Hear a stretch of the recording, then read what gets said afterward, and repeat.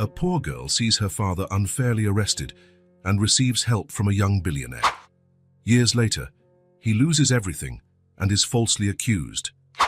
The public defender looks at him and says, "Now I defend the one who once defended me."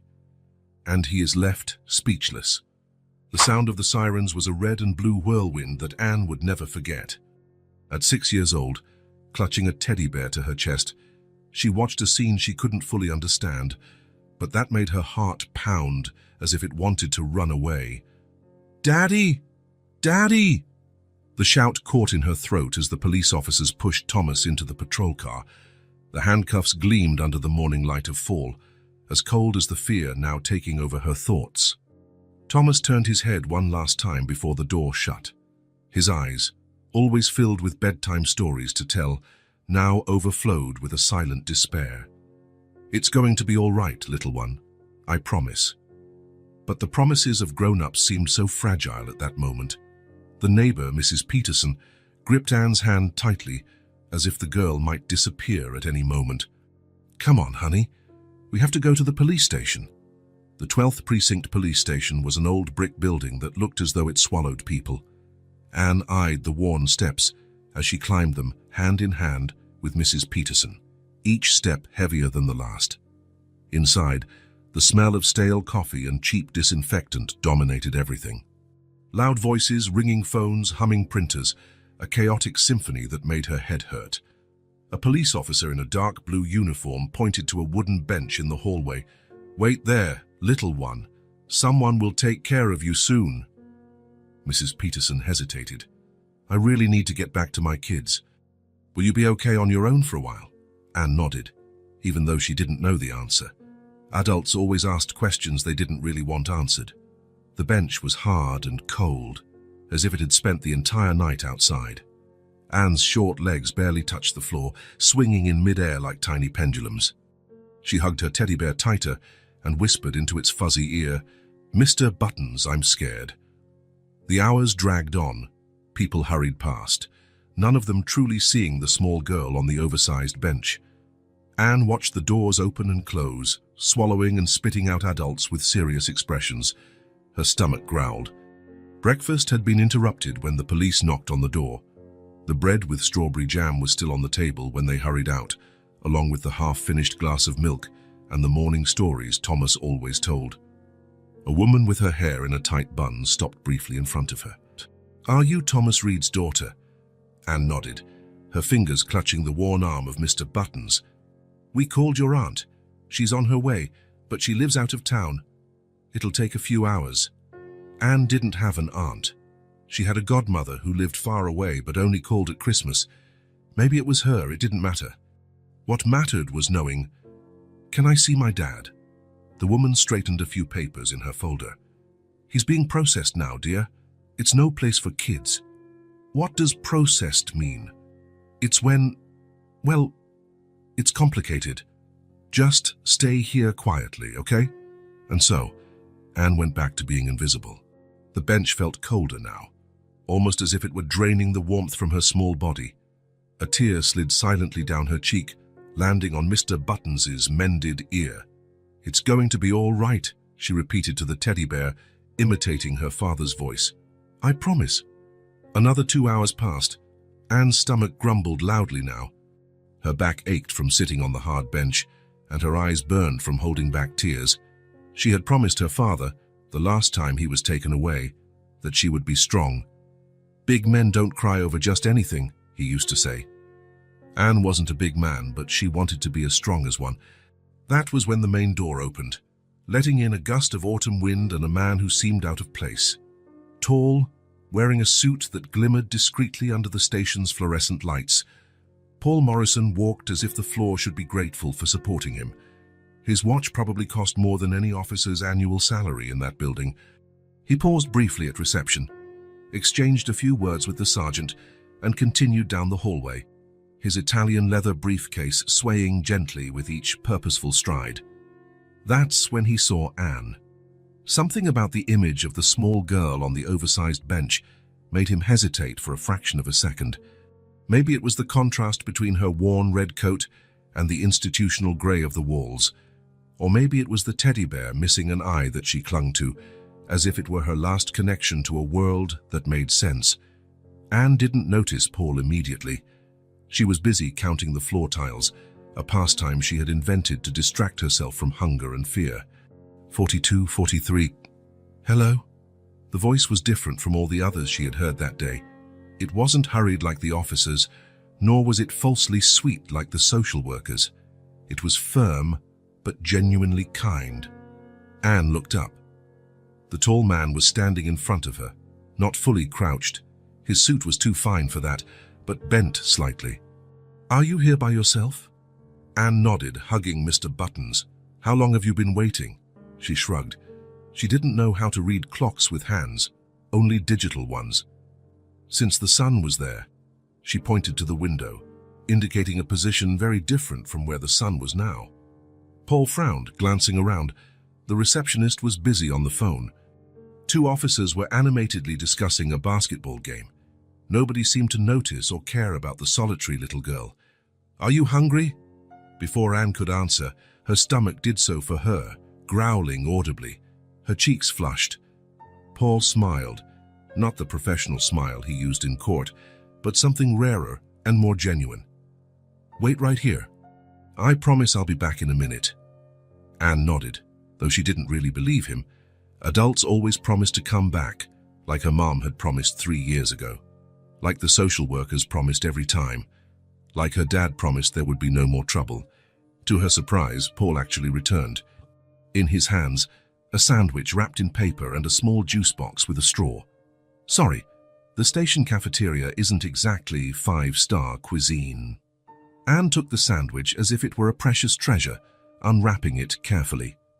The smell of peanut butter and jelly filled her nose, making her stomach growl even more. What's your name? Paul asked, sitting on the bench beside her, keeping a respectful distance. Anne Reed, she said between bites. And this is Mr. Buttons. She held up the teddy bear slightly. Nice to meet you. Anne and Mr. Buttons. I'm Paul. Are you a police officer? She asked, eyeing his expensive suit warily. Paul smiled, adjusting his tie. No, I'm a lawyer. What's that? It's someone who helps people with legal problems. You know when someone is accused of doing something wrong. I help show that things aren't always so simple. Anne stopped chewing, her eyes suddenly more alert. Like my dad. The question took Paul by surprise. Your dad is in trouble, Anne nodded, swallowing the last piece of the sandwich. They took him away again. Mrs. Peterson said this time it's serious. Paul frowned again. Where's your mum? She left a long time ago. Dad said she needed to find her happiness. Anne stuck the straw in the juice box. I guess it wasn't with us. The comment, so mature and sad coming from a 6-year-old, made something twist inside Paul. Wait here, he said, getting up. I'll find out what's happening with your father. At the front desk, Paul used all his charm and status to get information. Thomas Reed, 32, arrested on charges of grand larceny.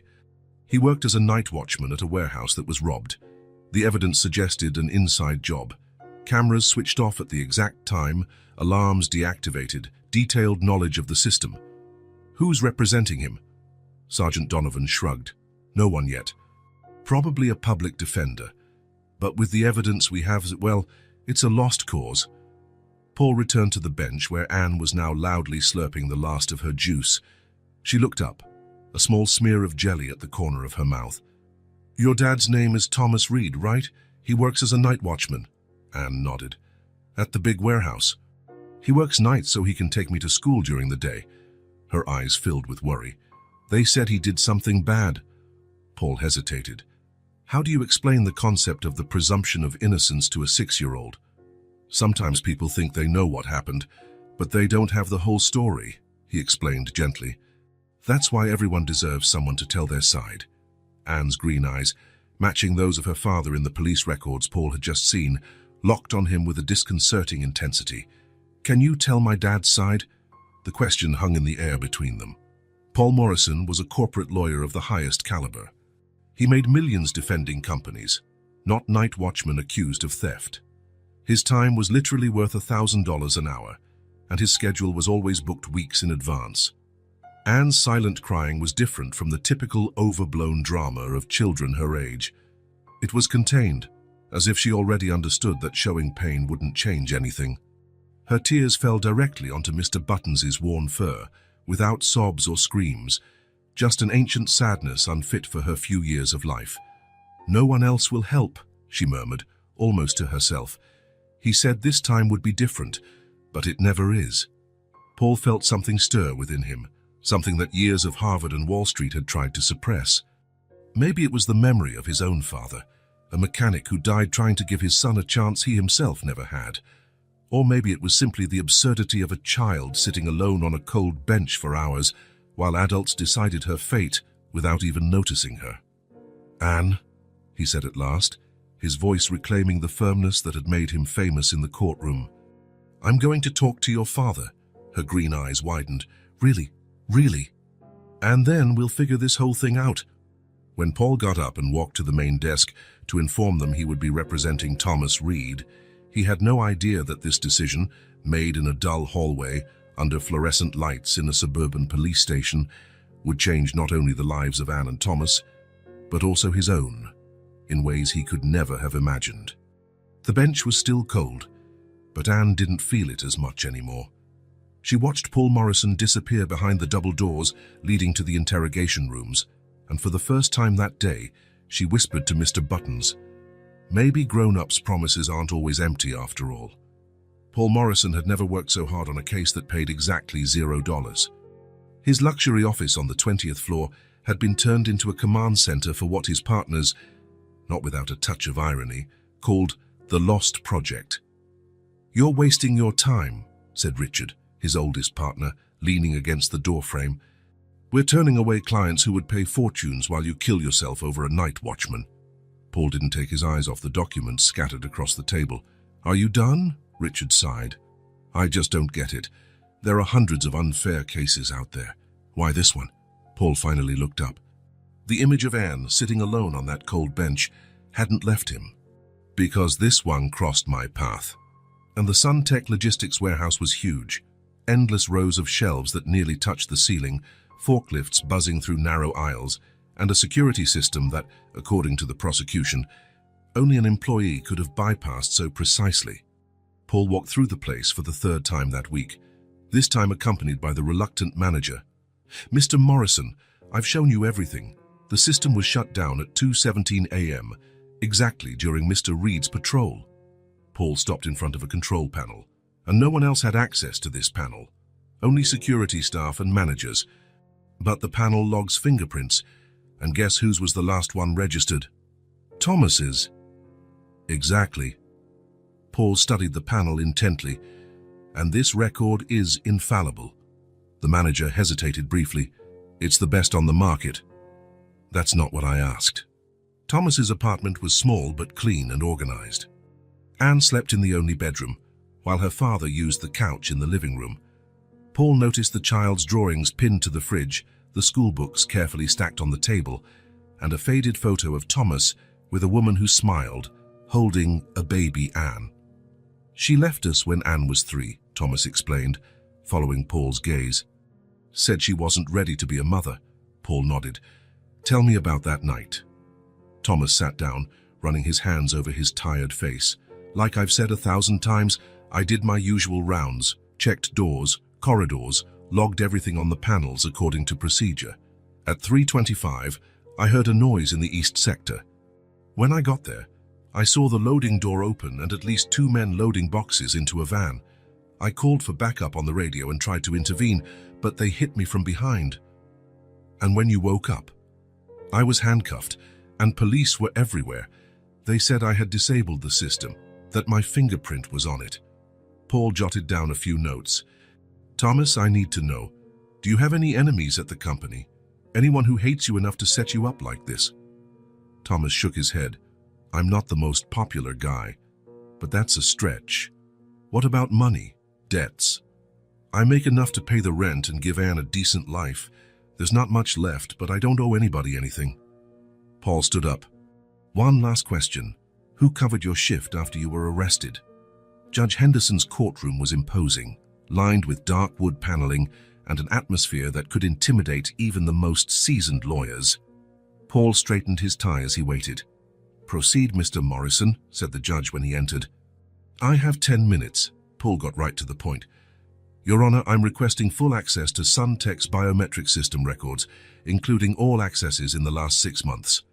Prosecutor Williams stood up immediately. "Objection. This is a fishing expedition. Mr. Morrison is just stalling the inevitable."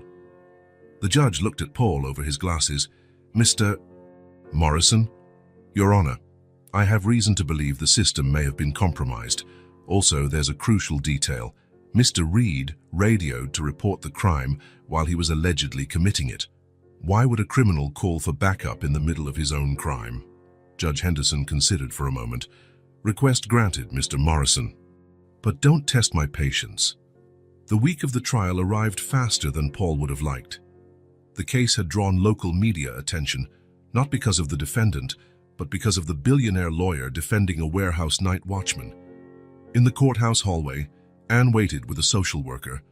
She wore a simple blue dress, probably her best, and clutched Mr. Buttons firmly in her arms. "Mr. Paul," she called when she saw him, "will everything be okay today?" Paul crouched down to her eye level. "I'm going to do my best, Anne. And then Dad comes home. If all goes well, yes." Her green eyes studied him with that adult intensity that always unsettled him. "Promise?" Paul hesitated. "I promise I'll try with all my strength." The courtroom was packed. Prosecutor Williams presented his case with confidence. Digital evidence, exclusive access, clear opportunity. By the time he finished, many on the jury seemed convinced. Then Paul stood up. "Ladies and gentlemen of the jury, this case is not about high-tech systems or scientific evidence. It's about simple logic." He paced slowly before them. "The prosecution wants you to believe that Thomas Reed, a man with no prior record, a devoted single father, risked everything to rob his own workplace. And not only that, they want you to believe this supposedly brilliant criminal called for backup in the middle of his own crime." The prosecutor shifted uncomfortably in his seat. "The prosecution bases its entire case on a single piece of evidence, Thomas's fingerprint on the security panel, a fingerprint that he legitimately left there while doing his job." Paul signaled to his assistant, who projected a chart onto a screen. "These are the complete biometric system logs for the last 6 months. Notice this pattern here," he pointed. "On specific days, there are registration failures of exactly 4 minutes and 38 seconds, 6 identical occurrences, all during the shift of Mike Breslin, a maintenance technician." A murmur ran through the room. "And now, the final piece," Paul continued, projecting another image. Security camera footage from a convenience store 3 blocks from the warehouse, showing Mr. Breslin meeting with Carl Matthews, the Suntech manager, 1 hour before the robbery. The same manager who, curiously, was promoted 3 weeks later. The prosecutor rose to object, but Paul had already planted the seed of doubt. Over the next 2 days, Paul meticulously exposed how Matthews and Breslin had planned everything, using Thomas's shift as a cover. How they had cloned his fingerprint using a mold taken from his coffee cup. How Breslin had the technical knowledge to manipulate the system during his routine maintenance visits. By the time the jury began deliberations, the courtroom atmosphere had completely shifted. "Has the jury reached a verdict?" "Yes, Your Honor." The foreperson stood, paper in hand. "In the case of the state versus Thomas Reed, we find the defendant not guilty on all counts." The sound that filled the room was indescribable, a mix of gasps, whispers, and, from the bench where Anne sat with the social worker, a sob of relief that broke the hearts of all who heard it. Thomas turned to Paul, tears in his eyes. "I don't know how to thank you." Paul simply patted his shoulder. "Go home with your daughter, Thomas, she's waiting." Then outside the courthouse, under a sky-threatening rain, Thomas held Anne's hand while speaking to reporters. Paul watched from a distance, ready to leave. Before he could slip away, he felt a tug on his jacket. It was Anne, who had let go of her father's hand and run toward him. Without a word, she hugged him tightly, burying her face in his expensive suit. Mr. Buttons was squeezed between them, a silent witness to that moment. Paul hesitated for an instant, then briefly returned the hug. When she pulled away, her green eyes said everything words couldn't. He smiled, gave a small wave to Thomas in the distance, and turned to head to his waiting car. As the vehicle pulled away, Paul looked one last time in the rearview mirror. Thomas and Anne stood hand in hand, two silhouettes against the grey sky, finally free to begin again. He couldn't know, had no way to know, that this small detour in his life, that impulsive decision to help a girl on a cold bench, would plant a seed that, years later, would bloom in ways that would forever alter the course of his own life. Time passes differently when you have a purpose. For Anne Reed, the years after her father's trial were marked not just by birthdays and school terms, but by a quiet determination that grew alongside her. By age 12, Anne no longer carried Mr. Buttons everywhere, but the teddy bear still had a place of honor on her shelf. Its eyes, now stitched with black thread that didn't quite match the original, seemed to watch over Anne as she studied late into the night. "Dad, there's something I don't understand in this math problem." Thomas looked up from the newspaper. Working as a security guard was in the past. No one wanted to hire a man who, despite being cleared, had once been accused of theft. Now he drove a cab, working longer hours, but at least he could choose when to be home. "Let me see." He moved closer, frowning at the numbers. Math had never been his strong suit. "I think you need to multiply this part first." Anne shook her head. "No, I tried that. It doesn't work." They both stared at the problem for a few minutes until Anne sighed. "I'll ask Mrs. Hernandez tomorrow." She closed her notebook. "Dad, have you heard anything about him? Mr. Morrison?" The question caught Thomas by surprise. It wasn't the first time Anne had mentioned the lawyer who changed their lives, but it had been a while. "No, sweetheart." "Why?" Anne shrugged, pretending indifference. "Just curious. I read about him in the paper last week." "He won another big case." Thomas nodded. "He also saw Paul Morrison's name now and then. Huge cases, powerful clients, always victorious, a world completely removed from theirs." "He must be very busy," Thomas said softly, "but he made time to help us." Thomas had no answer for that. By the time she was 15, Anne was top of her class in almost every subject. Her grades in history and literature were flawless, but it was in debate that she truly shone. The school's team had won the regional championship twice under her leadership. "You have a natural gift for argument," said Mrs. Patel, her social studies teacher. "Have you ever considered law school?" Anne felt a warmth rise up her neck. Of course she had considered it. It was practically all she ever thought about. "Maybe," she answered vaguely. "Well, if you decide to go that way, I'd love to write a recommendation letter. You have the potential for the best universities." The best universities. The words echoed in her mind all the way home. In the small apartment she shared with her dad, Anne put her books away and sat at the kitchen table, opening the old laptop they'd bought used the previous year. She searched best law schools and stared at the list. Harvard, Yale, Stanford, Columbia, names that felt like they belonged to another universe. The annual costs made her stomach drop. Thomas came into the kitchen and saw what she was looking at. "Ambitious, huh?" He smiled, but concern flickered in his eyes. "Just looking," Anne said, closing the laptop. "Nothing serious." Later that night, after her father fell asleep, Anne reopened the laptop. This time she searched Paul Morrison lawyer. Hundreds of results appeared, articles about cases, interviews, photos at gala events. In one picture, he smiled alongside celebrities, looking as comfortable as he did that day in court so many years ago. Anne studied his face. He looked older, of course, but he still had that same quiet confidence, that look that said he knew exactly what he was doing. The next morning, Anne woke up earlier than usual. She made coffee for her dad and waited for him to get ready for work. "Dad, I want to go to law school," she announced when he walked into the kitchen. "I want to be a lawyer." Thomas studied his daughter for a moment. That determination in her green eyes was nothing new to him. He had watched it grow ever since those days in court. "It's going to be tough," he finally said. "I know. We'll need scholarships, a lot of them." "I know," Thomas smiled. "Then let's start researching." A high school past in a blur of books, prep tests, and extracurriculars. While other teens cared about parties and dates, Anne was focused on a single goal.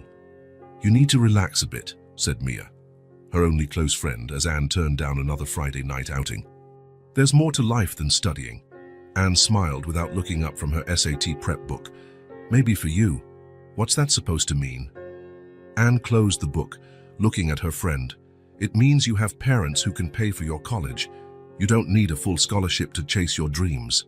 Mia drew back a little. "That's not fair to say." "No, it's not," Anne agreed, softening her tone. "Sorry, I'm just stressed." But it wasn't just stress. It was a truth Anne had carried since she was 6.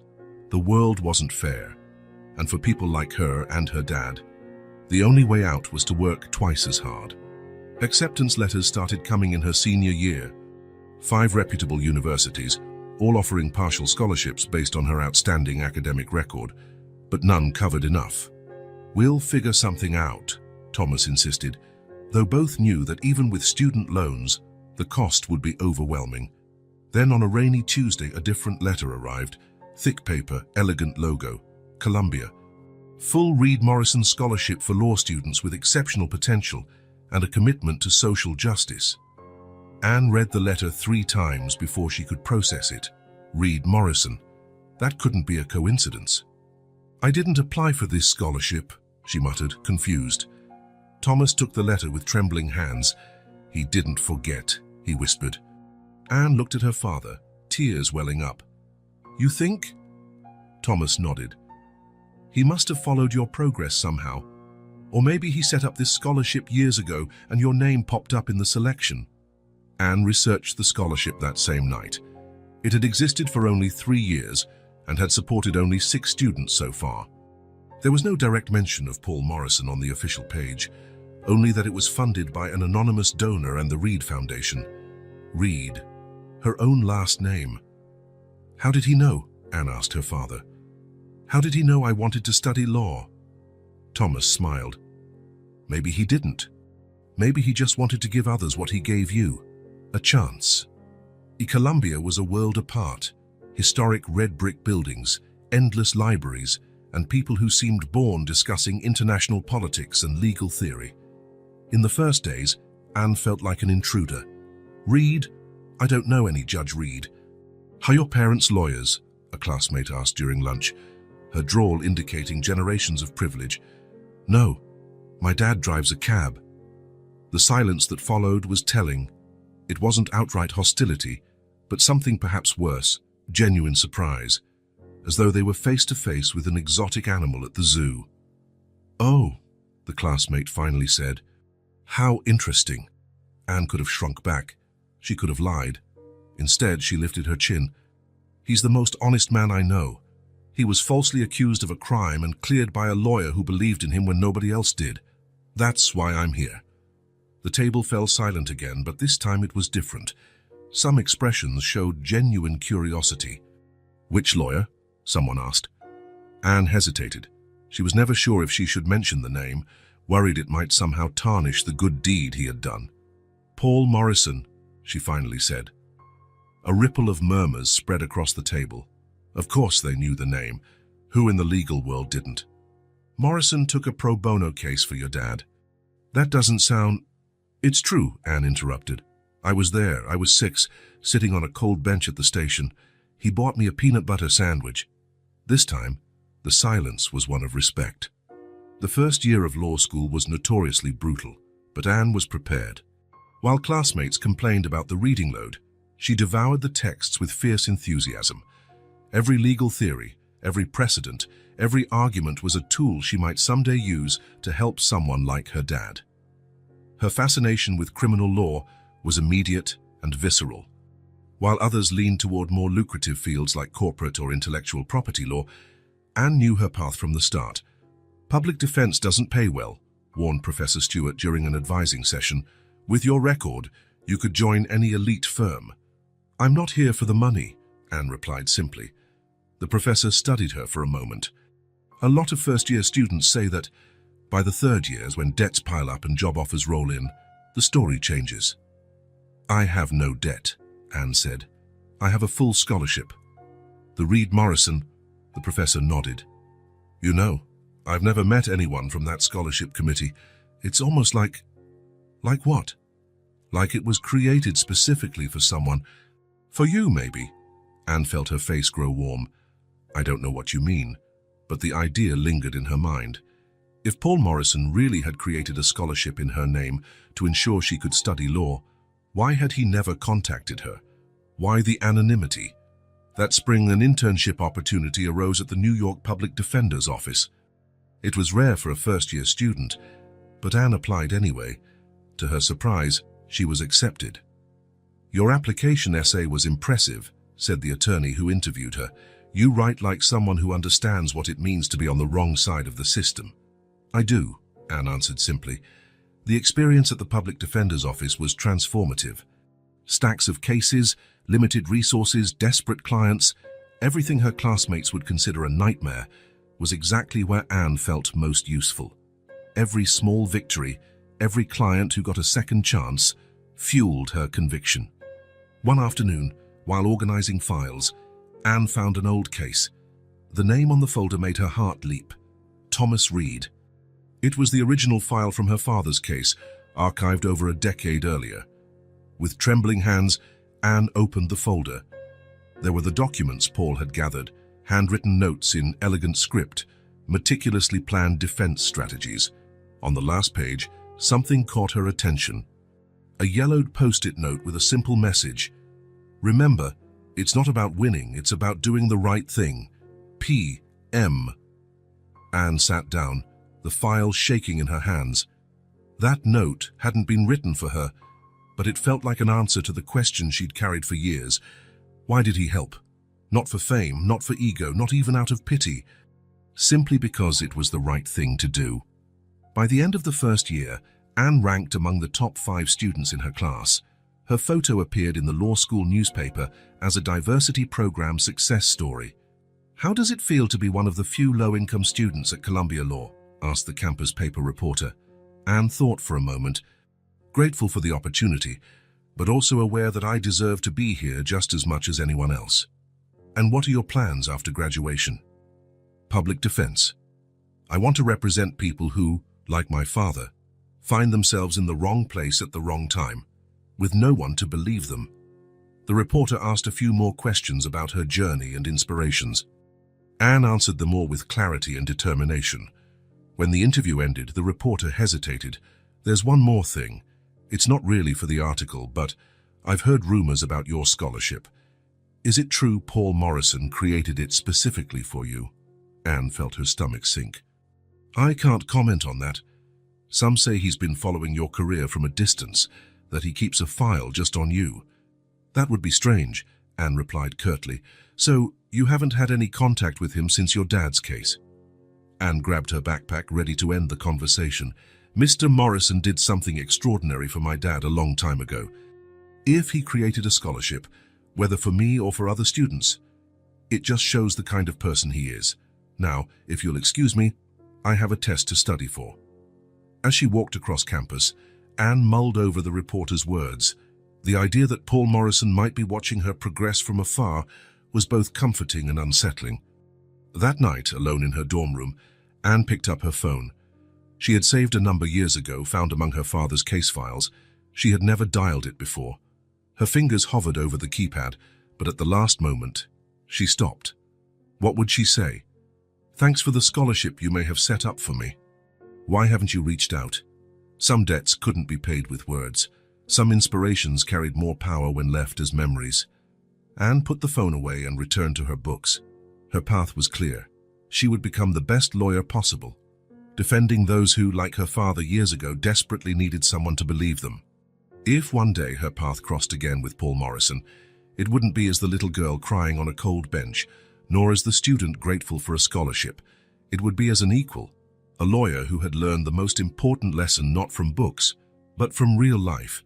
Sometimes justice needs someone willing to fight for it, even when all odds are against them. The conference room at Blackwell and Monroe took up the entire top floor of a skyscraper overlooking Central Park. Through the large windows, New York looked like a model city, beautiful, organized, and distant, exactly how Anne felt at that moment.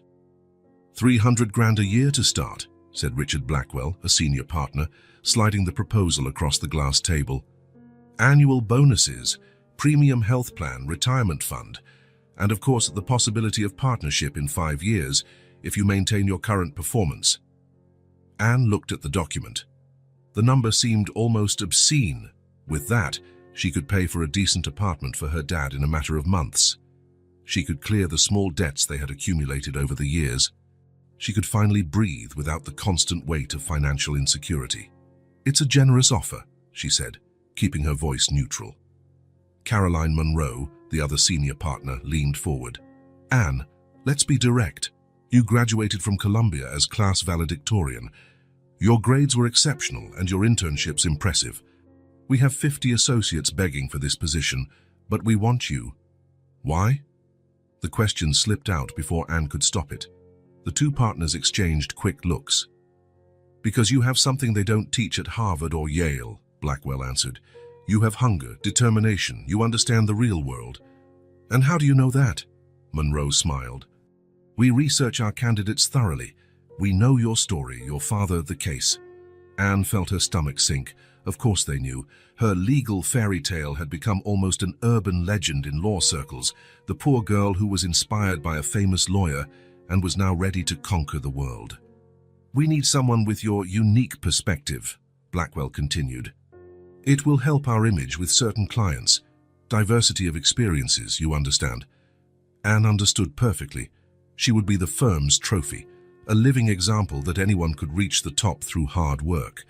A sob story to impress clients and justify tough decisions. "Can I think about it?" "Of course," Monroe smiled, "but don't take too long." Heidelberg and Associates also showed interest, from what I hear. Thomas was washing dishes when Anne arrived at the small apartment they still shared. Ever since graduating 3 weeks earlier, interviews had become her daily routine. "How did it go?" he asked, drying his hands. Anne dropped the folder on the table.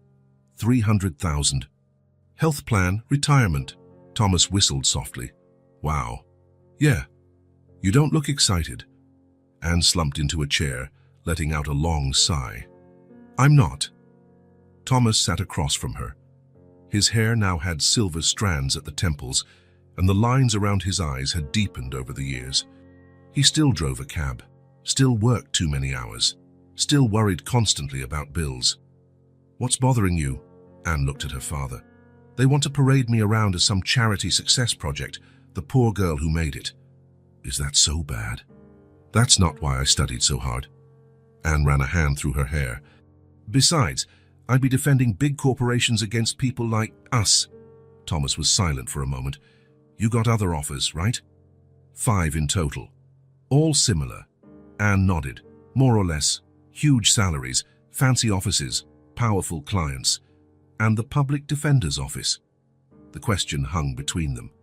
The public defender's office, where Anne had interned the past 2 summers, where desks were piled with files, computers were outdated, and lawyers juggled too many cases for modest salaries. "They offered me a position," she finally replied. 62,000 a year. Thomas let out a long breath. "Less than a quarter of what Blackwell offered." "Yes, you've already decided, haven't you?" Anne looked out the small apartment window. Outside, the city kept up its frenetic pace, indifferent to the decisions that shaped individual lives. "I think so." The public defender's office for the Southern District occupied 3 floors of an older building downtown. The paint was peeling in some corners, the elevators often broke down, and the air conditioning seemed to work only on alternate days.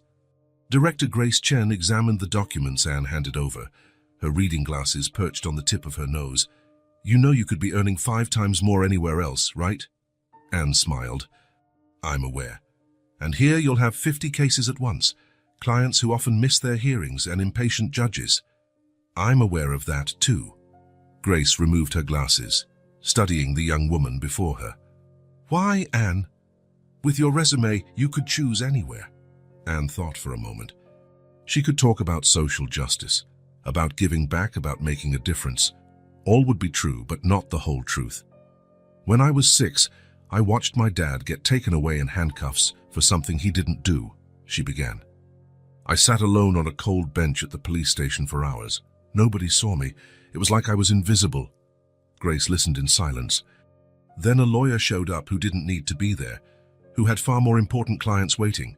He saw me, really saw me, and then he saw my dad, not as a case, not as a statistic, but as a person.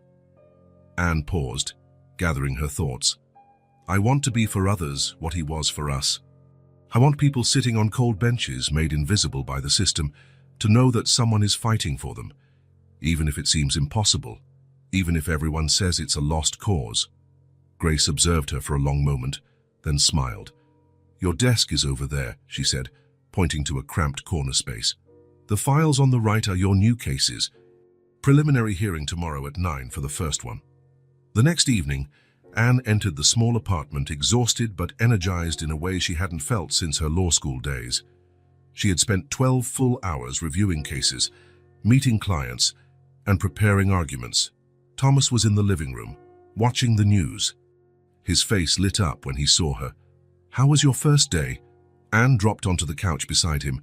Chaotic, insane, impossible. Regrets? She smiled, closing her eyes for a moment.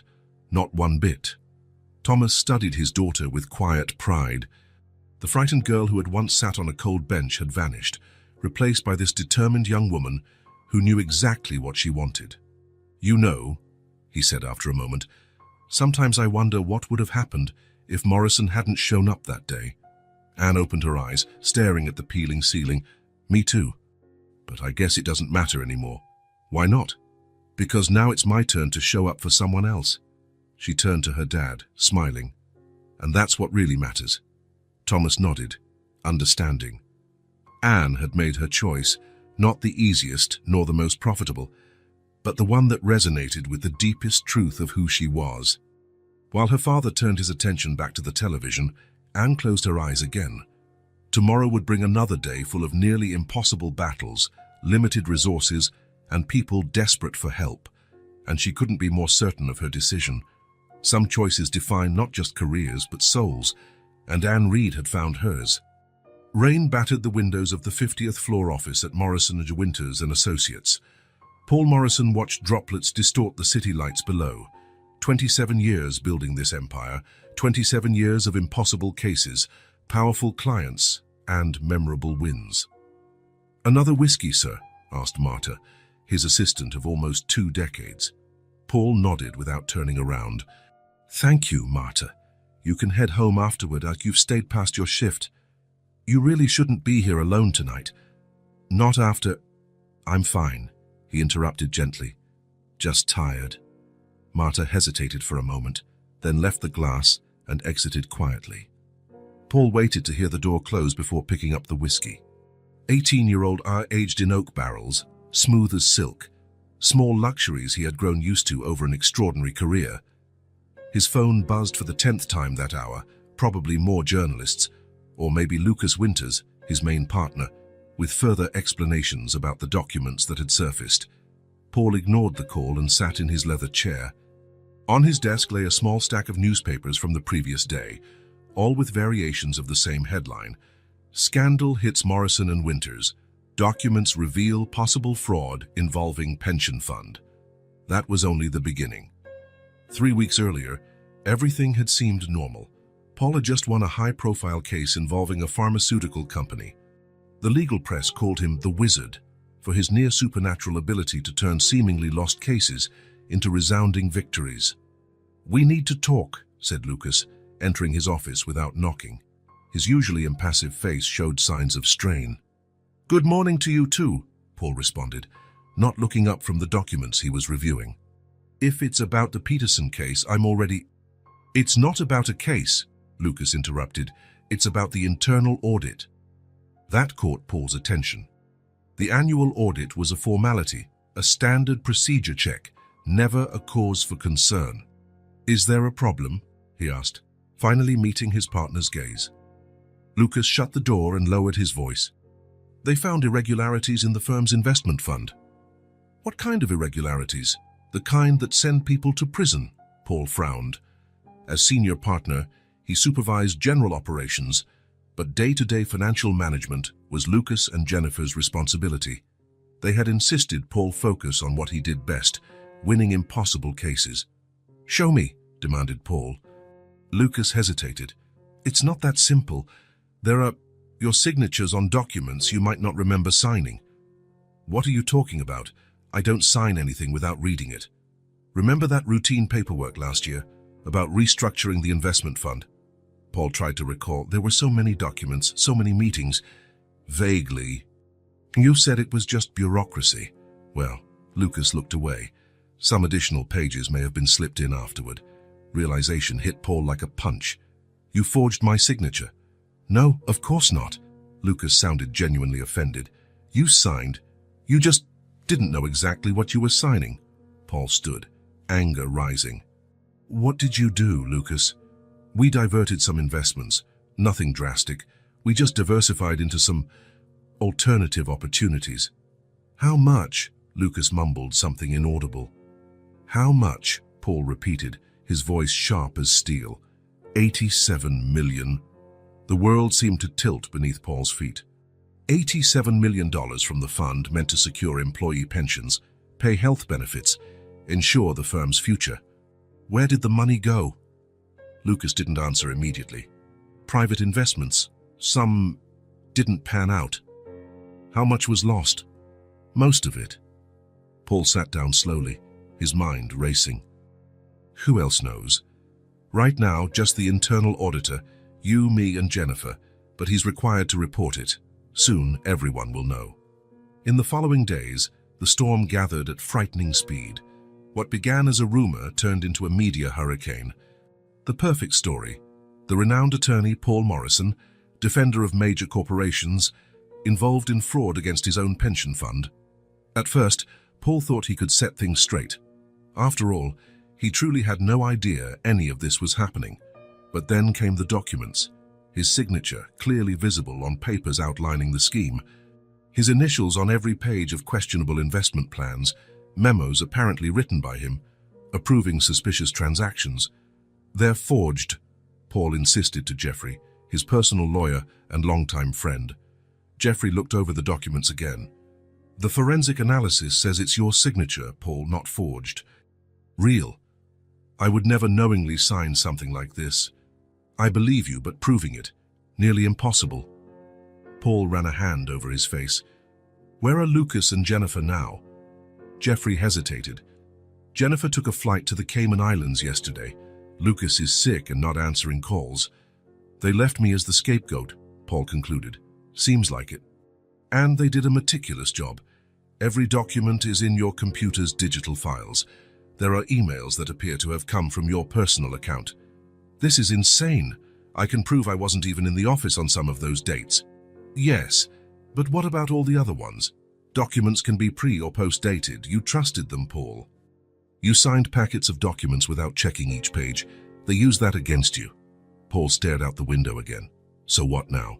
Now, Jeffrey sighed, prepare to fight for your life. But the next morning, the story exploded in every newspaper. The Morrison, Winters and Associates pension fund had lost nearly $90 million in fraudulent investments, apparently orchestrated by Paul Morrison himself. His phone wouldn't stop ringing. Clients, colleagues, reporters, all demanding explanations.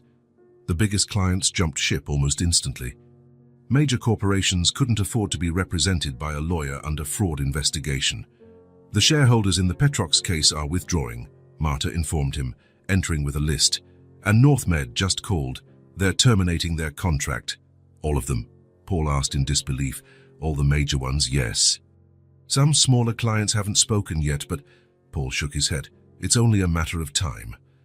Within a week, the once bustling office felt like a ghost ship. Associates requested transfers, secretaries resigned. Even the cleaning staff seemed to avoid eye contact. The Bar Association opened disciplinary proceedings. Federal authorities launched a formal investigation. The firm's accounts were frozen. Paul's personal accounts, too. They can't just freeze everything without a trial, Paul protested during a meeting with Jeffrey. They can in a suspected large-scale financial fraud case. It's to prevent you from moving assets. To where? Lucas and Jennifer already took it all.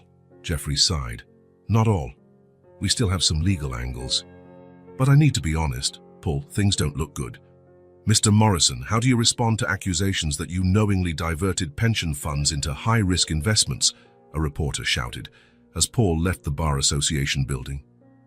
No comment, Jeffrey said, guiding Paul through the crowd of journalists. Is it true your license was suspended? Is it true Lucas Winters was seen in the Bahamas? Employees lost their retirement because of you. Any words for them? That last question hit Paul like a bullet. Employees. People who trusted him. People like Marta, who had worked by his side for 2 decades. In the car, finally safe from reporters, Paul broke down. They're right, he murmured. I'm responsible. You were deceived, Jeffrey corrected. I was negligent. I should have checked everything personally.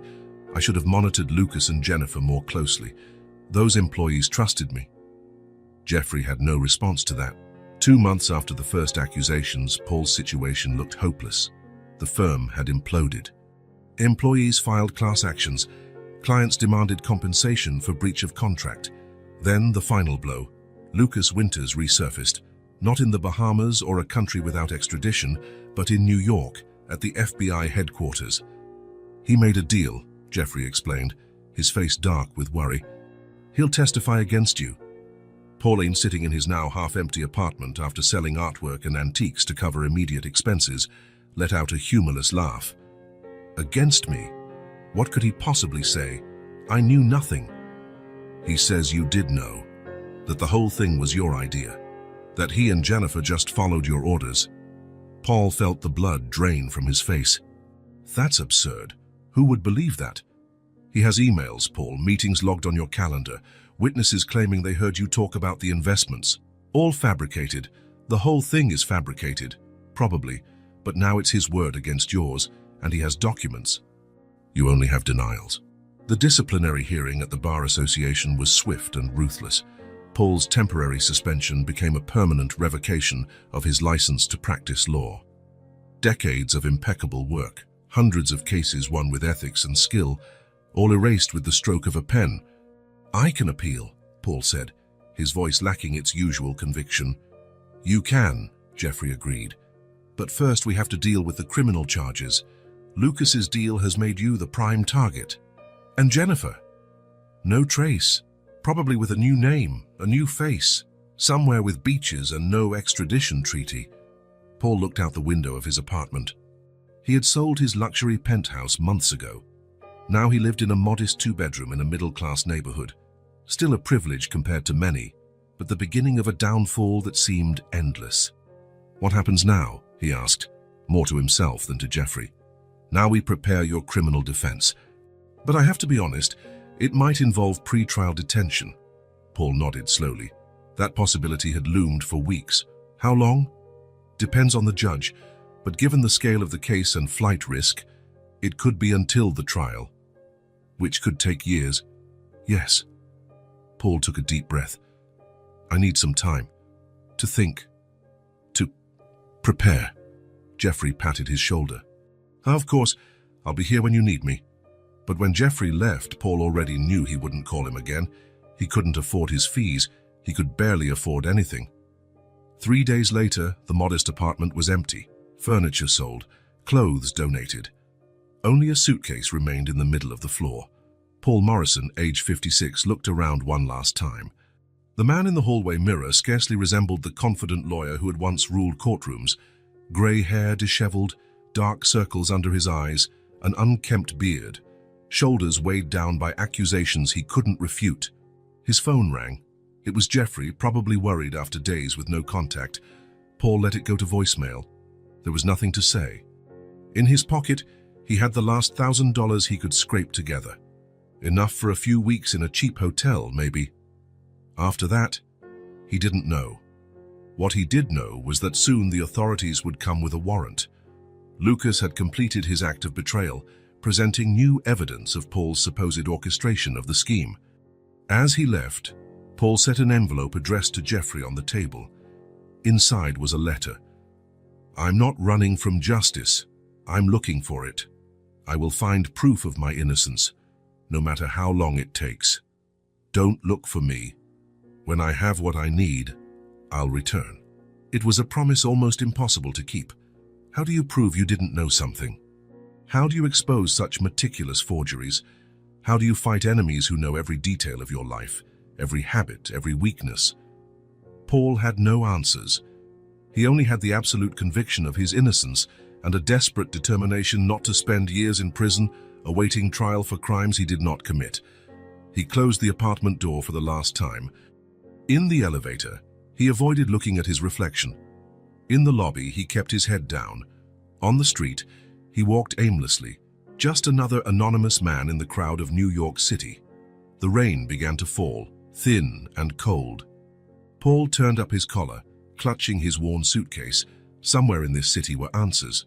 Somewhere there was a future beyond ruin. Somewhere there was truth.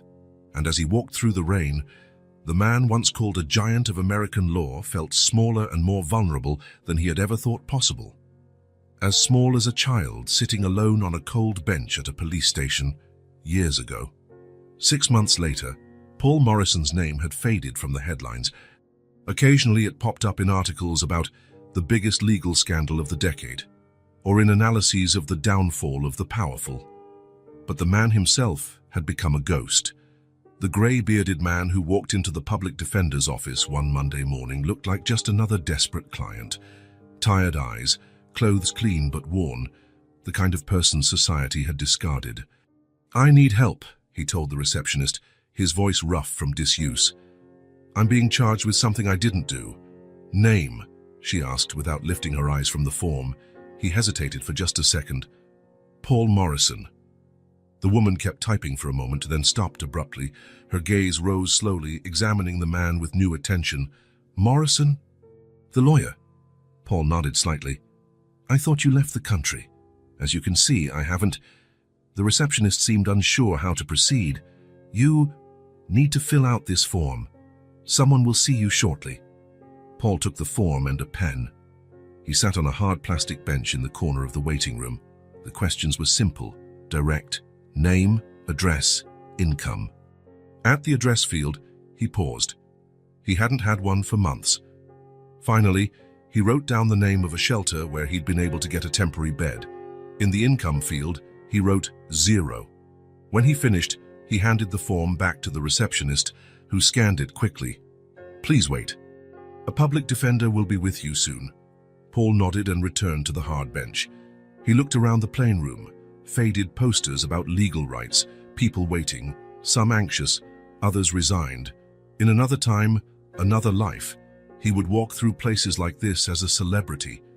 Now he was just another person in need. The irony was not lost on him. The man who once defended the powerful now needed a public defender. The giant brought so low he barely recognized his own reflection. A door opened, and an assistant called, "Mr. Morrison, you can come in now." Paul stood up slowly, feeling the weight of the last few months in every muscle. As he walked to the door, he had no idea who awaited him on the other side. He couldn't have imagined that fate had prepared a reunion that would change everything. He didn't know that by stepping into that simple room in the public defender's office, he was about to close a circle that had begun decades earlier, on another cold bench with another person in need of help. Morning at the public defender's office started like so many others.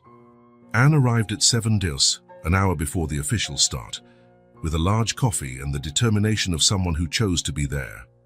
3 years had passed since she turned down the $1,000,000 offers, and she had never regretted it for a moment.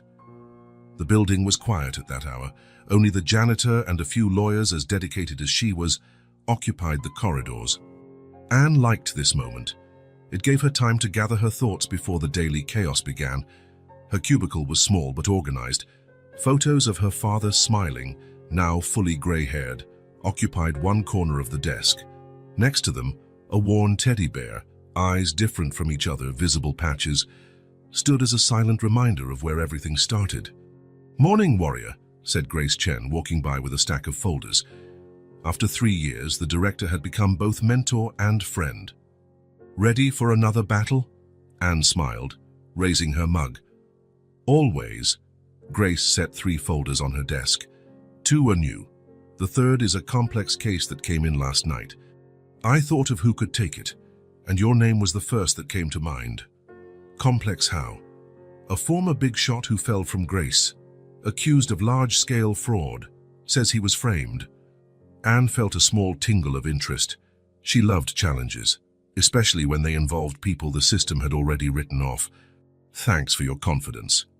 Grace nodded and moved on, distributing workloads among other defenders arriving for the day. Anne sipped her coffee and opened the first two folders: routine cases, a shoplifting incident, a probation violation. She made quick notes, planning the initial steps for each defense. Then she reached the third folder, thicker than the others, with a small red sticker in the corner, the internal code for high-complexity cases. Anne opened the cover and read the client's name, Paul Morrison. Time simply stopped. The hum of the office became a distant buzz. Her coffee forgotten, eyes fixed on those two words. Impossible. Absolutely impossible. Yet there it was, in plain black letters on white paper, the name that had shaped her entire life, the name of the man who, 20 years ago, had noticed a small girl on a cold bench and decided to help, changing the course of two lives forever. Her trembling fingers turned the file pages. There were newspaper clippings about the scandal, preliminary reports, the intake form he had filled out the day before. The attached photo showed a man different from the one who lived in her memory. Completely grey hair, deep circles under his eyes, an unshaven beard. But the eyes, those same eyes that once offered kindness to a frightened child, had not changed. Anne? You okay? The voice of Miguel, her colleague at the next desk, pulled her back to reality. Yeah, she managed, closing the folder quickly. I just recognized a name. Miguel raised an eyebrow. Old client. Something like that.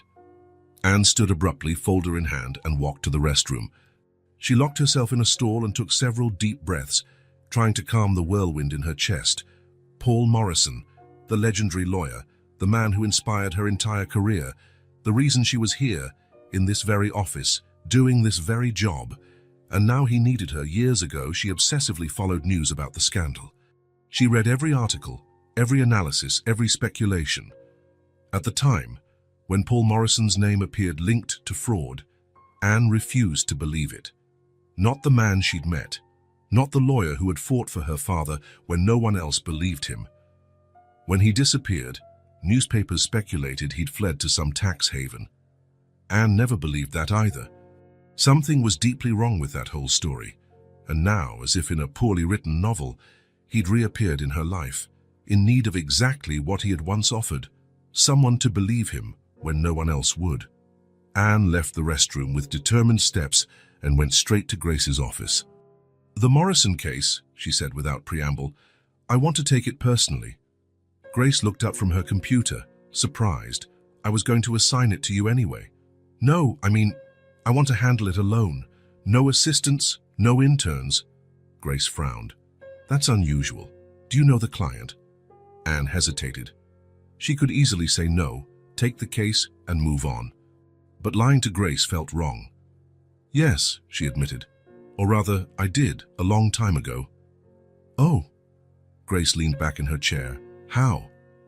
He defended my dad pro bono when I was 6. A flash of recognition crossed Grace's eyes. Wait, that story you told when you applied here, the lawyer who inspired your career was Paul Morrison. Anne nodded. That's complicated, Anne. It could be a conflict of interest. There's no conflict. I haven't had any contact with him for 20 years. I'm not even sure he'll recognize me.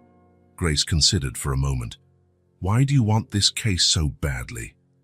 Anne looked out the window at the city stretching beyond. After a moment, she turned back to Grace. Because he believed in my father when everyone said it was a lost cause. Now everyone says his case is a lost cause. I think I deserve a chance to return the favor. Grace studied her for a long moment, then sighed. All right. But at the first sign of an ethical complication, I'll have to reassign it. Understand. Perfectly. Anne sat back down at her desk, now with renewed purpose. She opened the folder and pored over every detail, every accusation, every piece of evidence. It was an intimidating case, large-scale financial fraud. document manipulation, fund embezzlement. On the surface, the evidence against Paul seemed irrefutable: signatures on documents, emails, testimonies, but there was something suspicious about how neatly it all fit together. Almost too convenient. When she finished her initial review, it was already past noon. Paul was scheduled for an intake interview at 2. Anne would have to prepare quickly. She skipped lunch and kept working, making notes, formulating questions, looking up precedents. The irony wasn't lost on her. Years ago, Paul had probably done the exact same thing for her father's case. At 1:45, Anne stored her documents in a neat folder. She stopped by the bathroom to check her reflection.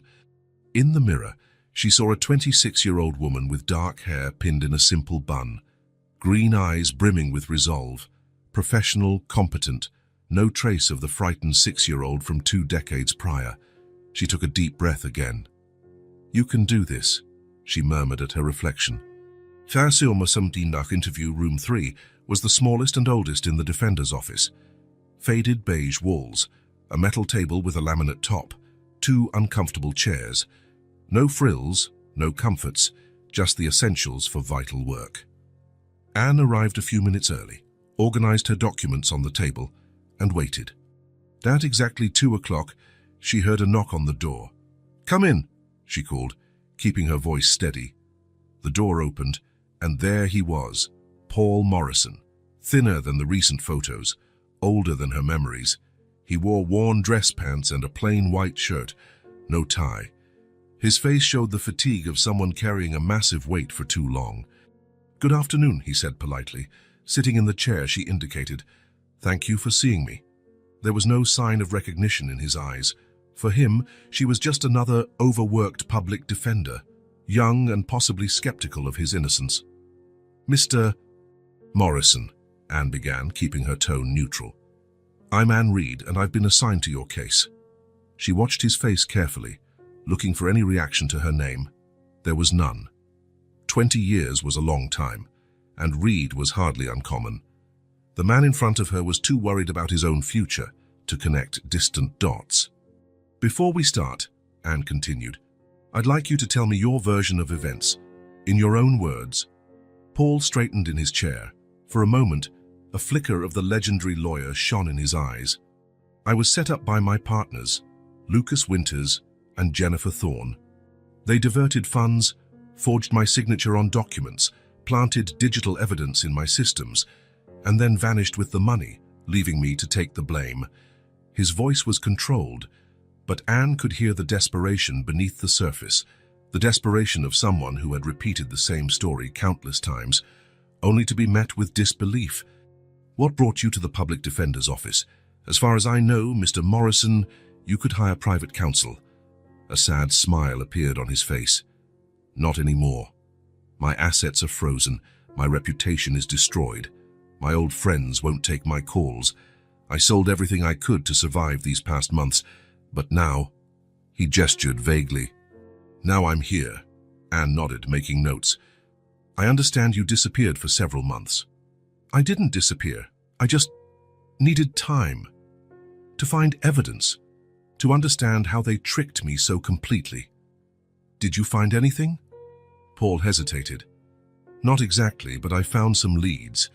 Suspicious transactions by Lucas weeks before the scandal broke. Unrecorded meetings with certain clients. Small details that, together, might start building an alternative story." Anne spent the next 40 minutes asking technical questions about signatures, document dates, office security protocols. Paul answered with a lawyer's precision. But more and more, Anne saw the human behind the professional facade, a man devastated not just by material loss, but by the betrayal of friends he trusted, by the destruction of everything he had built. "In the end, Ms. Reed," he concluded, "I know it looks like a lost cause. The evidence against me is strong and well-crafted. It would be easier for you to advise me to take a deal. Save your time and resources for cases with a better chance." Anne observed him closely. "Would you take a deal?" Paul looked directly into her eyes. "No, I won't plead guilty to something I didn't do, even if it means facing a long trial with a high chance of conviction." Anne nodded slowly. That was exactly what she'd hoped to hear. Why do you think your partners did this? Why you? The question seemed to catch him off guard. I was the face of the firm, the most well-known name. If something went wrong, and it did, I'd be the perfect target while they got away. Plus, he hesitated. Plus what? Paul sighed. I guess they never forgave me for certain decisions. What kind of decisions? I used to take on a few pro bono cases that didn't bring in money or prestige, but... He paused, searching for the words. Cases where I could really make a difference for someone in need. Anne's heart pounded, but she kept her expression neutral. Your partners didn't approve. They said it was a waste of resources, that my time was too valuable to throw away on insignificant cases. He smiled faintly. They never understood that those cases were the most significant of all for me. Anne slowly closed the folder. The sound seemed to echo in the small room. For a long moment, she just looked at the man before her, not the legendary lawyer, not the desperate defendant, but the human being who had once shown kindness to a frightened child. Mr. Morrison, she said finally, her voice soft but resolute, I will take your case personally. Thank you, he replied, relief evident. I know it may not seem like it, but I'm innocent. Completely innocent. I believe you. Paul blinked, surprised. You do? Why, most people... Because, Anne interrupted, locking her gaze on his. Now I'm defending the one who once defended me. Confusion crossed Paul's face. He frowned, studying Anne more carefully. Sorry, have we met? Anne gave a small smile. A long time ago. I was 6. Sitting on a cold bench at the police station when a lawyer in an expensive suit stopped and bought me a peanut butter sandwich. Paul's eyes went wide. Slowly, comprehension began to dawn. Anne. Reed. Thomas Reed. My dad, she confirmed quietly. Paul looked stunned. The warehouse theft case, the night watchman who was falsely accused. That's right. The case no one wanted because it looked lost. My God, Paul murmured, running a hand over his face. The little girl with the teddy bear. I grew up, Anne finished, and became a lawyer because of what you did that day. Paul was silent for a long moment, absorbing the revelation. Then something else seemed to occur to him. The Columbia Scholarship. Reed Morrison, it was an impressive coincidence, Anne quickly interrupted. This wasn't the moment to discuss who had founded that scholarship. What matters is that I'm here now, and I'm going to do for you what you did for my father. But my case is considered lost, Anne smiled. So was my dad's. A flicker of hope, tentative, cautious, but unmistakable, sparked in Paul's eyes. It was the same look Anne had seen in her father's eyes 20 years earlier, when he realized someone finally believed him. Life really is full of unexpected twists, Paul said at last, a small smile forming on his lips. Anne nodded, reopening the folder. And this is only the first of many we'll create together, Mr. Morrison. Now let's get to work. Anne's apartment had turned into a command center. Every surface was covered with documents, newspaper clippings, and notes. On the walls, a web of photos, index cards, and colored strings illustrated her search for the truth. 3 weeks had passed since she took Paul Morrison's case. 3 weeks of sleepless nights, erratic meals, and growing obsession. Her co-workers noticed the dark circles under her eyes, but respected her dedication. After all, it wasn't every day a former billionaire attorney became their client. We need to follow the money, Anne explained to Paul during one of their daily meetings. Lucas and Jennifer left traces. No one can hide 87 million completely. Paul nodded, looking at the documents spread over the small conference table. I tried for months. The transactions are complex, routed through multiple shell companies. The difference is that now we have legal access to banking records, Anne replied. The defender's office can request warrants that you, as the accused, couldn't. A knock on the door interrupted them. Miguel, one of Anne's colleagues, poked his head in. Anne, there's someone here to see you. Says it's about the Morrison case. Anne frowned. Who? Wouldn't say, waiting at reception. Anne and Paul exchanged glances. Keep going through these documents, she said, standing. I'll be right back. In reception, a middle-aged man waited nervously. Well-tailored suit, expensive leather briefcase, a watch likely worth more than Anne's monthly salary. Ms. Reed, he extended his hand. I'm Robert Kelly. I worked in the finance department at Morrison Winters for nearly a decade. Anne shook his hand, wary. How can I help you, Mr. Kelly? May we speak in private? Minutes later, they were in a small interview room. Kelly straightened his tie, clearly uncomfortable. I'll get straight to the point, Ms. Reed. I know you're defending Paul Morrison. There are interested parties who would prefer this case not go to trial. Anne kept her expression neutral. Which parties would those be? I'm not authorized to reveal that, but I am authorized to offer compensation for your discretion. My discretion? Kelly opened his briefcase and slid an envelope across the table. $100,000. In return, we ask only that you let the case stall. Some procedural errors, missed deadlines, nothing obvious. Anne looked at the envelope but didn't touch it. Are you offering me a bribe, Mr. Kelly? I prefer to call it an alternative consultation. He gave a humorless smile.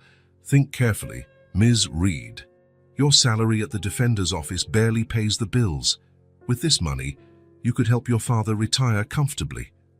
Mentioning her father made Anne narrow her eyes. How do you know about my dad? Kelly's smile faltered. We did our research. Thomas Reed, cab driver, former client of Paul Morrison, quite a touching story. Anne stood, spine straight. Thank you for your visit, Mr. Kelly. I have to decline your offer. Your dad might not like that, Kelly murmured, also getting to his feet. He understands priorities. What does that mean? It means maybe you should ask him about his connections with Lucas Winters. Kelly adjusted his jacket. Have a good day, Ms. Reed. The offer stands until the end of the week. Anne stood there, stunned, as he left. The mention of a link between her father and Lucas Winters seemed absurd, yet the certainty in Kelly's words planted a seed of doubt. That night, Anne cancelled her meeting with Paul and drove to the small apartment where her father lived. On the way, she called a contact in the banking records department helping with her investigation. Mark, I need a favor, urgently. Check if there's any transaction between Thomas Reed and Lucas Winters in the past 5 years. The reply came before she even reached her destination. Anne, are you sure you want to know this? Her heart sank. How much? Monthly deposits. Started small 3 years ago. Grew significantly last year. The last one was $50,000, 2 days before the scandal broke. Anne parked, her hands shaking. Her mind refused to accept what the facts suggested. There had to be another explanation. Thomas opened the door with a smile that vanished when he saw Anne's expression. What happened? Anne entered without answering, set her purse on the table and finally turned to face him. Lucas Winters. The color drained from Thomas's face. It was all the confirmation she needed. Dad, why? Thomas sank onto the couch, rubbing his face with both hands. How did you find out? Does it matter? A man offered me money today to sabotage Paul's case. He mentioned you. Thomas closed his eyes. The silence stretched for long seconds. It started as a loan, he finally said. 3 years ago, I was drowning in debt. The cab broke down. The rent went up. Lucas approached me, said Paul had mentioned me, that he wanted to help. Did Paul know? No. Lucas said it was better to keep it between us. That Paul had already done too much for me. Anne sat in dazed. And then, I paid back the loan, but Lucas kept stopping by. Said he had work for me, little favors, delivering packages, watching people, taking photos. You were spying for him? Thomas nodded miserably. At first I thought it was for cases they were working on. Then it started seeming odd. It was always the same people. The deliveries were always to the same places. The people I followed were employees of the firm itself. Anne felt sick. You knew what they were planning. Not exactly, Thomas protested weakly. Not until it was too late. When I realized they were setting Paul up, I tried to back out. Lucas said I was already too deep. They had evidence against me, too. So you chose to save yourself. Anne's voice came out colder than she intended. I chose to protect you. Thomas stood, desperate. He said they would drag you into it, that the Columbia scholarship could be investigated. Anne looked at her father as though he were a stranger. The man she'd spent her life defending, admiring, suddenly seemed very small. "Paul lost everything," she said slowly. "He's facing years in prison because of you. He's rich, Anne. He'll bounce back." "He's not rich anymore. He's staying in a shelter. His license is revoked. His reputation is ruined." Thomas looked away. "What are you going to do?" The question hung between them. Anne felt the weight of her decision, her love for her father versus everything she believed in. "I'm going to keep defending Paul," she finally said, "and you're going to testify. You're going to tell the whole story." "Anne, I can't." "You can and you will." Her voice left no room for argument. "Or I'll tell it myself, and you'll face full legal consequences." Thomas looked devastated. "You'd choose him over your own dad?" "I'm not choosing Paul. I'm choosing the truth." Anne grabbed her purse. "What you did is exactly the kind of injustice I swore to fight. Not even for you can I make an exception." When Anne returned to her apartment, she was emotionally drained. Her father's betrayal had stolen something fundamental within her, yet her purpose was clearer than ever. She picked up the phone and called Paul. "We need to talk," she said when he answered. "I think I found the weak spot in the setup against you." "What is it?" Anne closed her eyes, pain and determination warring inside her chest. "The truth, Paul, as painful as it is." After hanging up, she glanced at her father's photo on the table. Carefully, she turned it face down.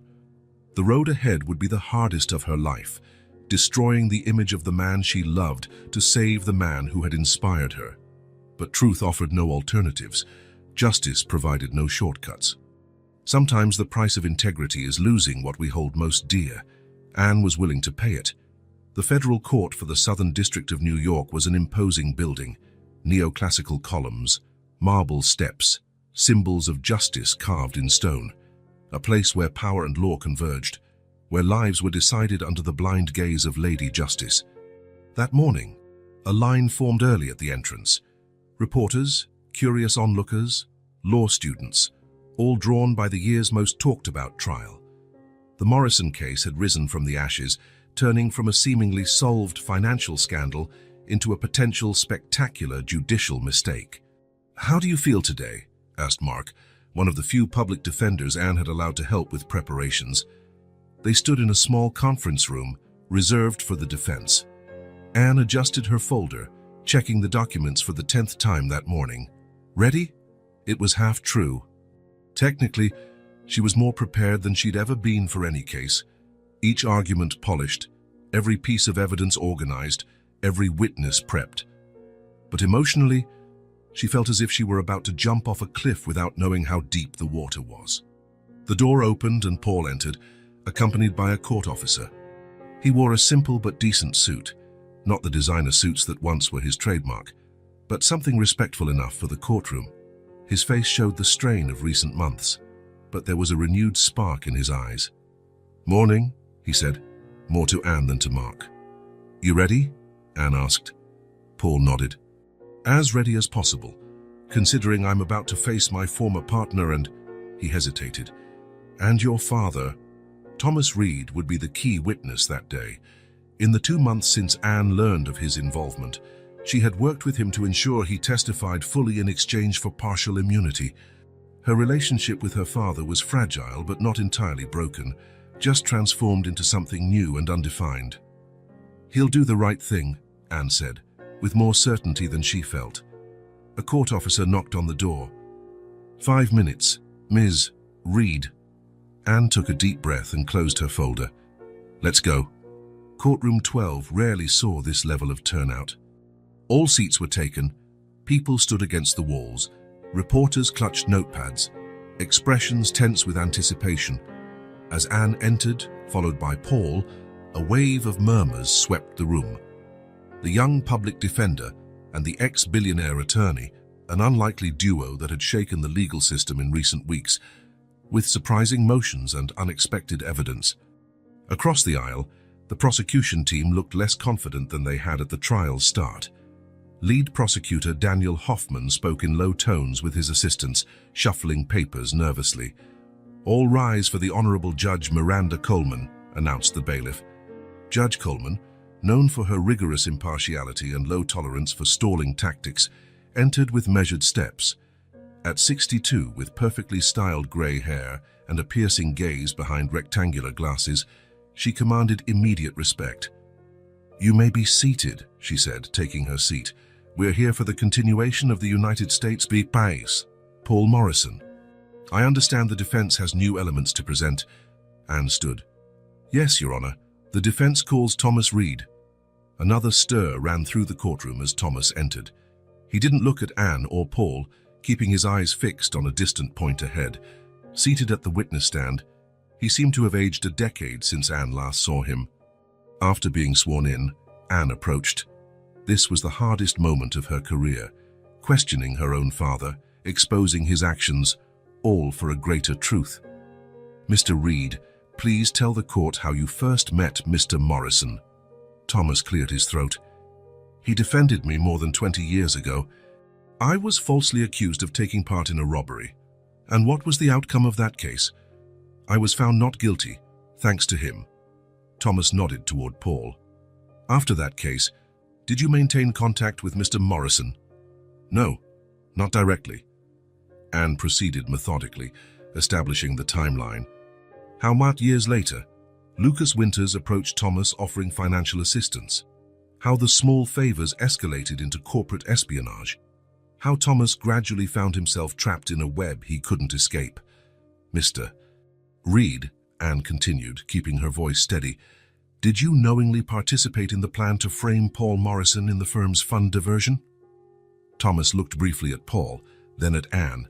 His eyes were filled with shame and regret. "Yes, I didn't know all the details, but I knew they were setting him up. Lucas Winters told me it was just a strategy to force Paul into retirement, that nobody would actually be harmed. When did you realize it was more than that?" "When I saw the news. The scale of it. I tried contacting Lucas, but he had vanished. Jennifer too." Anne presented bank statements, phone records, and photos Thomas took during his surveillance missions. Piece by piece, she assembled the puzzle showing how Lucas and Jennifer had meticulously framed Paul, using Thomas as a pawn. When the defense finished questioning, Thomas looked drained. Prosecutor Hoffman rose for cross-examination, but his attacks were scattered, as though he realized the case was slipping through his fingers. The defense calls Lucas Winters. The man who entered was the antithesis of Paul, tanned, well-dressed, exuding a smug confidence of someone who believed himself above consequences. He'd been found in Portugal and extradited just 3 weeks earlier after an intense international search. Anne watched him closely as she approached. For the past 2 months, she had studied every available detail about Lucas Winters, his habits, speech patterns, and weaknesses. "Mr. Winters, do you deny fabricating evidence against Paul Morrison?" Lucas gave a slight smile. "I categorically deny it. The evidence speaks for itself. Paul was fully aware of the investments we made. Even if we have proof you forged his signature on key documents." "Alleged proof," Lucas said calmly, "easily contested." Anne took a folder from Mark. "Your Honor, I present Exhibit D47, withdrawal records made by Mr. Winters 3 days before the scandal broke." She handed copies to the judge and the prosecution. The total withdrawn was $12 million. Interestingly, almost identical to the amount deposited into this account in the Cayman Islands. Anne produced another document, an account registered under the name Michael Lindemann, a false identity created using documents obtained by Thomas Reed at Mr. Winters' request. Lucas's confidence visibly faltered. "That's circumstantial. It doesn't prove anything about Paul's guilt." "Not by itself," Anne conceded, "but combined with this," she gestured to Mark, who displayed a large screen of emails. "Emails retrieved from the firm's backup servers showing you Mr. Winters discussing with Jennifer Thorne how to set Paul up and make sure he signs without reading." The questioning went on for over an hour. Anne systematically dismantled each denial and diversion. Lucas Winters, once the master manipulator of finances, gradually lost his composure under the weight of meticulously organized evidence. "Mr. Winters," Anne said finally, "you previously mentioned that all investment decisions were made by a 3-person committee. Jennifer Thorne and Paul Morrison. Correct. Yes, that was the standard procedure. Then why? Anne picked up one last document. In the records of this committee's attendance, do we see critical decisions made when Mr. Morrison was verifiably in another location? Anne displayed flight records, hotel confirmations, dated photos. Like this occasion, when Mr. Morrison was in Seattle for the Thornton case, but supposedly approved transfers here in New York. Lucas didn't answer immediately. His gaze swept the courtroom, momentarily landing on faces in the gallery, faces Anne had noticed but not mentioned. Former firm employees who came to witness the collapse of the empire Lucas had built on fraud. Faculty would need to verify those records. No need, Mr. Winters. We already have. And what we found was a systematic pattern of falsification, not only of Paul Morrison's signature, but of his presence, his approval, and ultimately his guilt. After the last witness was excused, Judge Coleman announced a 30-minute recess before closing arguments. In the small defense conference room, Anne remained standing, reordering her notes, trying to ignore her trembling hands. "You were extraordinary in there," Paul said, approaching. "Even at my best, I don't think I could have handled that cross-examination so effectively." Anne gave a slight smile. "I learned from the best, even if indirectly."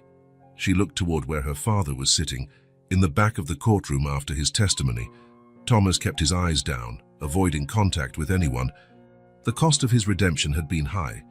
He wouldn't go to jail thanks to Anne's negotiated deal, but his public confession meant his reputation, his relationships, maybe even his job prospects, were all severely damaged. "He did the right thing in the end," Paul observed, following her gaze. "That counts for something." Anne nodded silently. The past 2 months had been an emotional roller coaster. Her initial anger at her father's betrayal gradually shifting into a reluctant understanding of how good people can make terrible choices when cornered. Thomas wasn't a villain in a simple story of heroes and monsters. He was a flawed man who gave in to fear and need, and now was paying the price. When court reconvened, tension filled the air. The prosecution's closing statement felt almost perfunctory, a final obligatory effort in a case that was unraveling. Then it was Anne's turn. She stood slowly, looking at each jury member before beginning. "Ladies and gentlemen, this case has never been about numbers on spreadsheets or signatures on documents. It's about betrayed trust, about how people in positions of power can manipulate the system for their own ends. And, above all, it's about how the truth, no matter how deeply buried, eventually finds its way to the light." Her voice grew stronger as she spoke, not with theatrical drama, but with the conviction of someone who intimately knew the cost of justice. Paul Morrison is not perfect. Like all of us, he's made mistakes. Perhaps his greatest was trusting people who didn't deserve it. But what the evidence shows, conclusively, is that he did not commit the crimes he's accused of. Anne glanced briefly at Thomas, then at Paul. "This case taught me, and all of us, that justice is not an abstract concept. It's a choice we make every day. The choice to stand by the truth, even when it's inconvenient, even when it hurts, even when it would be easier to look the other way." As she concluded, the silence in the room was absolute. Not even the usual whispers of reporters or shuffling of papers, only the weight of her words, hovering in the air like an undeniable truth. The jury deliberations, which everyone expected to take days, lasted less than 4 hours. When they returned, their expressions already announced the verdict before it was spoken. In the case of the United States versus Paul Morrison, how does the jury find? The foreperson stood. "On all charges, we find the defendant not guilty." A surge of exclamations rippled through the courtroom. Camera flashes lit up the air. Reporters bolted for the corridors to break the news. Paul remained seated, nearly motionless, as though he couldn't fully grasp what he'd just heard. Anne placed her hand over his, a simple gesture of assurance, while the judge completed formal procedures, declaring the case closed and Paul Morrison officially free of all charges. The reality began to sink in. This was the end of a nightmare that had lasted almost 2 years. After they finally stood, reporters shouted questions. Photographers positioned themselves to capture the moment. Paul turned to Anne. There was no need for grand words or gestures. just a shared look that contained all the complexity of their joint journey. "Thank you for not forgetting," he murmured, quietly enough that only she could hear. Anne smiled, her eyes reflecting the same intensity she'd had at 6 years, sitting on that cold police station bench. "I couldn't," she replied simply. "You taught me what justice is." In that moment, seeing the relief and understanding on Paul's face, Anne realized they had closed a circle. Not a perfect circle. There were losses, scars, damaged relationships that might take time to heal, if ever. But a circle of justice that had, despite all the human imperfections involved, was finally complete. And perhaps that, more than any grand celebration, was what really mattered. The fall was painting the city in shades of gold when Anne Reed walked down the hallway of the public defender's office, coffee in one hand and case files in the other. 6 months had passed since the trial that changed so many lives. The office remained the same, peeling walls, slow computers, that old printer that jammed daily. But Anne carried a new confidence. The Morrison case had transformed her from a promising rookie into a respected defender. "Read the Star," joked Miguel as she passed by. "Saw your picture in the court bulletin?" Impressing the judges again. Anne smiled without replying and sat at her desk. She opened the first file, a young man accused of robbery who swore he was somewhere else. The kind of case she now saw as possibility, not obstacle. Grace Chen stopped by. "How's your dad doing?" A loaded question. After the trial, Anne's relationship with Thomas became complex. Neither fully broken nor fully mended. He now lived upstate, working as a driver. "He's okay," Anne replied. "We spoke last week. He seems at peace." "And Morrison, any news?" Anne shook her head. After the trial, Paul had virtually disappeared. Last report said he'd moved to the West Coast, avoiding interviews and social circles. Nothing beyond what we already know. That wasn't entirely true. Paul had called once, 3 months after the trial, just to see how she was doing. The conversation was brief, almost formal. The morning went by in its usual bustle, phone calls, paperwork, a visit to the detention center. The defender's office never slowed. Returning with a sandwich for lunch, Anne noticed an envelope on her keyboard. Plain, white. Her name in an elegant handwriting she recognized immediately. She sat down, lunch forgotten, and carefully opened it. Inside was just a simple card, and attached to it an old-fashioned key. The note was brief.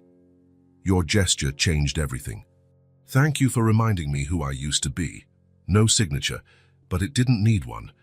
Along with the card was a small newspaper clipping from a coastal town in California. "New free legal aid center opens its doors." The photo showed a restored Victorian house. The text mentioned only that the center was established by an experienced attorney who preferred to remain anonymous. Anne smiled, understanding without need for explanation. Paul had found his way to start over, not in corporate spotlights, but in the quiet work that truly mattered. The key, she assumed, was symbolic. Maybe to that center's front door, or maybe to something deeper, the key to a new life. She placed the card and the key in her drawer, beside her dad's photo and the old Mr. Buttons. She picked up her sandwich and got back to work. Hours later, after her last hearing, Anne was alone in the office. The late afternoon silence brought a rare tranquility. Outside, the sun was beginning to set. She took out the card again. "Your gesture changed everything." It was ironic how life worked in circles. His gesture, 20 years ago, had changed everything for her. Now her own gesture had completed the cycle. It wasn't a perfect story. Her father still lived with the consequences of his bad choices. Paul, despite being cleared, would never fully recover what he'd lost. She herself bore scars, but maybe perfection was never the goal. Anne put the card away and tidied her desk for the next day. New cases awaited, new stories of people needing someone to believe in them. She recalled a conversation with Paul while preparing for the trial. He mentioned how, despite all his success, his career had lost something essential, the pure feeling of making a difference in someone's life. "That's what I felt that day," he explained. "When I saw you and your dad, it was real, not calculated, just human." Anne smiled as she stepped out into the evening. Justice wasn't something you bought with connections or power. It was something you nurtured patiently, like a gardener planting seeds with no guarantee of harvest. And when you least expected it, it blossomed like the most improbable flowers, born from gratitude. If this story touched your heart, subscribe to the channel and turn on notifications so you don't miss the next ones. Leave a like because it helps this story get recommended to more people. See you in the next story.